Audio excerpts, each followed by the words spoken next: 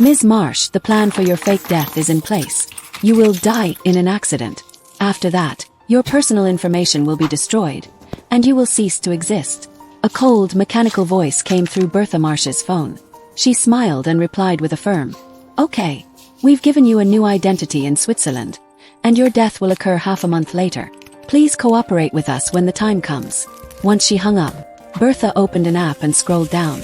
Soon, she received a message that she had successfully booked a flight ticket. Following that, she drove over to the restaurant where she was supposed to have a date with Simon Zimmer. She went upstairs shortly after she spoke with a waiter.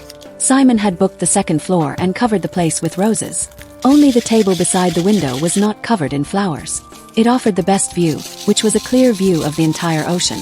Soon after Bertha sat down, the sight of a man and woman on the beach drew her attention. The sun shone on the woman's smooth back. Then the man removed his blazer and covered her while he caressed her thin neck. Bertha could not see their faces, but the man wore a ring with a ruby on his middle finger. It was cut from the same raw gemstone as the one on Bertha's ring. She took her phone out and tapped the name at the top of her contact list. With trembling fingers, she typed her message for around 5 minutes. During this time, she kept deleting and retyping her message. In the end, she only sent 3 words. "Where are you?" The receiver replied quickly, "I'm at a meeting in the company." "What's wrong?" Bertha looked outside.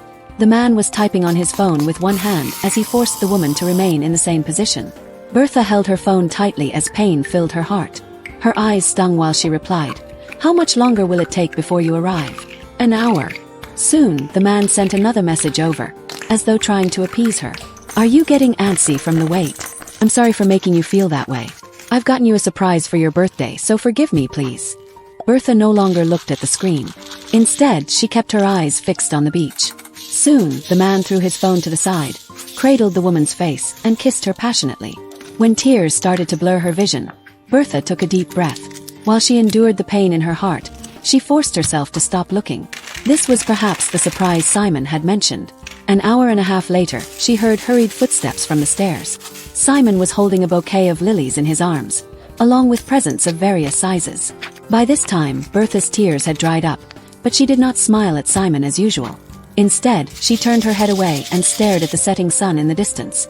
Simon's eyes were full of regret. Feeling pity for her, he hugged Bertha and anxiously signed to her, "The people in the company just kept pestering me.